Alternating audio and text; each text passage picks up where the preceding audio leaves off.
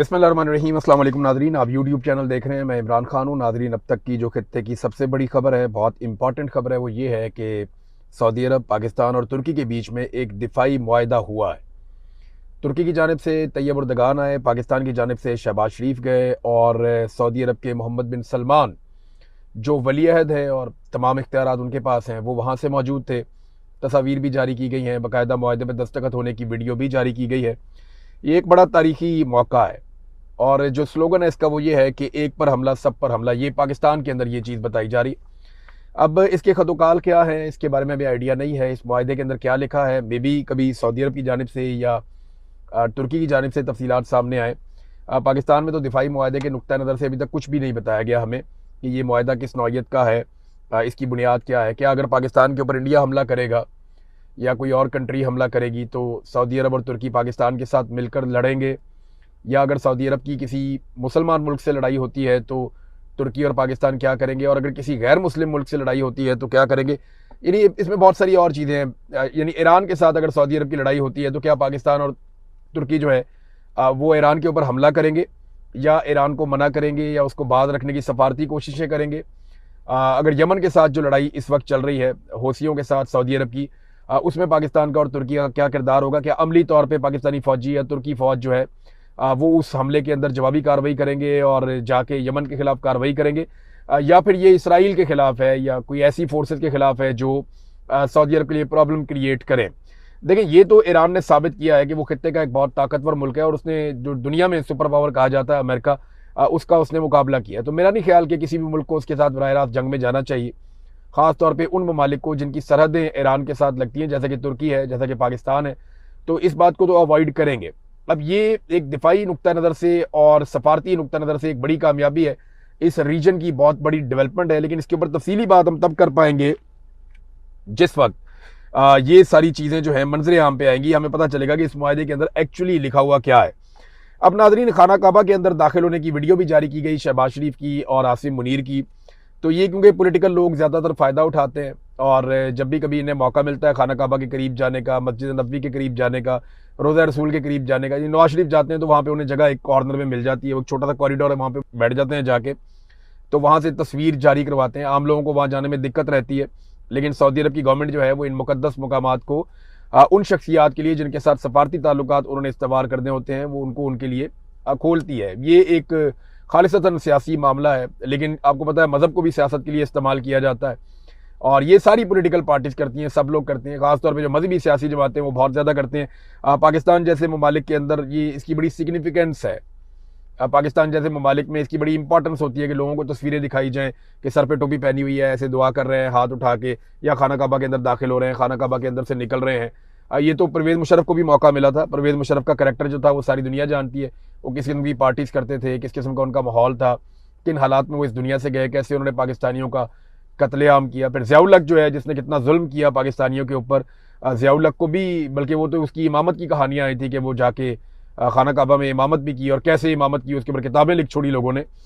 तो अभी आसिम मुनीर साहब की बारी है। सऊदी अरब के साथ आप दिफाई मुआहदा करेंगे तो इतनी सहूलत तो आपको मिलेगी, और ये और बहुत सारे लोगों को भी मिली है, माजी में भी मिलती रही है, आज भी मिली है। लेकिन इसकी वीडियो जारी की गई ताकि आवाम के अंदर एक तासुर जाए। और दो चीज़ें हैं, एक तो उसे तासुर ये देने की कोशिश की जा रही है कि मौजूदा हुकूमत और जो मौजूदा एस्टैब्लिशमेंट है उनके बीच में किसी किस्म की कोई लड़ाई नहीं है। तो ये तो बात पहले से ही सबको पता है कि लड़ाई कोई नहीं है। देखें, अंसार अब्बासी साहब ने इसमें एक पोस्ट की है सोशल मीडिया पे, उसके कमेंट्स उन्होंने बंद किए हैं, लेकिन उन्होंने कहा वो पूछना था कि अभी आपको यकीन है कि 6 माह की डेडलाइन दी गई है शहबाज शरीफ को आसिम मुनीर की जानिब से या एस्टैब्लिशमेंट की जानिब से। तो उन्होंने ये सवाल पूछा। मज़े की बात यह है कि सवाल उन्होंने पूछा और कमेंट सेक्शन बंद कर दिया। भाई, अगर आपने पाकिस्तानियों से सवाल पूछना है तो आप कमेंट सेक्शन भी खोल के रखें, तो जवाब आपको यहाँ दे देते हैं। एक तो ये जो खबर दी है कि 6 माह की डेडलाइन है, ये कोई ऐसा नहीं है कि पाकिस्तान तहरीक इंसाफ ने दी है, या ऐसा भी नहीं है कि एंटी एस्टेब्लिशमेंट किसी सहाफ़ी ने खबर दी है। ये उन जर्नलिस्टों ने खबर दी है जिनके एस्टेब्लिशमेंट के साथ इस वक्त अच्छे ताल्लुकात में माजी में हमारे भी हुआ करते थे। हमें वहाँ से खबरें शबरें मिल जाती थी, हम वहाँ से पता कर लेते थे कि क्या होने जा रहा है, क्या नहीं होने जा रहा है। अभी जो लोग हमें खबर देते हैं वो जरा खुफिया रखते हैं अपने आप को, हम बता भी नहीं पाते किसी का नाम, ये भी नहीं कह पाते कि बहुत बड़ी शख्सियत से बात हुई है, मुलाकात हुई। खबरें तो अभी भी निकलती हैं, खबरें तो आती रहती हैं। तो इस वक्त जिनके अच्छे एस्टेब्लिशमेंट के साथ ताल्लुकात हैं और जो एस्टेब्लिशमेंट के साथ ताल्लुकात इंजॉय कर रहे हैं, ये खबरें वहाँ से आई हैं और उन्होंने ये क्लेम किया कि 6 माह का टाइम दिया गया है। तो अंसार अब्बासी साहब को उनसे जाकर पूछना चाहिए, ना कि वो आम आवाम से पूछें और फिर कमेंट बंद कर दें। एक्चुअली उनका इशारा पाकिस्तान तहरीक इंसाफ की जानिब से होता है। मेरा नहीं ख्याल तहरीक इंसाफ ने कभी भी इस बात की उम्मीद की है कि आसिम मुनीर नवाज शरीफ की या शहबाज शरीफ की या जरदारी की हुकूमत गिरा देगा। नहीं, ऐसा नहीं होगा। देखें, ये एक दूसरे की इंश्योरेंस पॉलिसी है, ये हम सब जानते हैं।